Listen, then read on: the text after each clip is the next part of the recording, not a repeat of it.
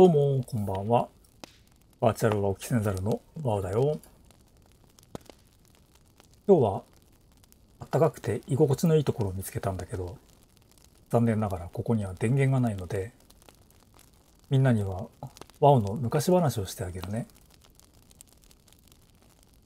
ワオは無限の時間を生きているので、まあまあ神っぽい存在なんだよ。だから人間の生まれる前からいるし、人間のこれまでの歴史をずっと見てきた。最初の頃はね、人間は火を持っていなかった。神々が火を独占して知的財産権を主張していたから人間は手が出せなかった。神々の間では火はありふれたもので普通にコンビニでも売ってたのにレジ後ろに置いてあるから人間は買うことができなかった。頼むから火を売ってくれって人間がいくらお願いしてもダメダメ、不死の存在になってから来いとか言われてすごすご帰ることになってしまった。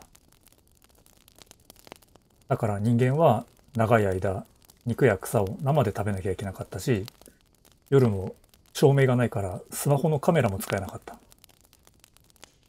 寒くて暗い冬をガタガタ震えながら過ごしていた。ひどい話だよね。ワオはそういうのを見て、これはかわいそうだなと思って、ある時、神々のコンビニから火を盗み出した。すぐに店員が万引きだーって叫んで、ワオにカラーボールを投げつけてきた。ワオは火のついた松明を持って自動ドアから走り出ようとしたんだけど、カラーボールが頭に命中して、中の黒いインキがワオの毛皮に染みついて取れなくなっちゃった。その時からワオの毛皮はこういう色のままです。なんとか逃げ出して人間たちの住んでいる場所に走っていったんだけど、風が強くてせっかく盗み出した火が今にも消えそう。やばいって思ってワオは自分の尻尾に火を燃え移らせて運ぶことにした。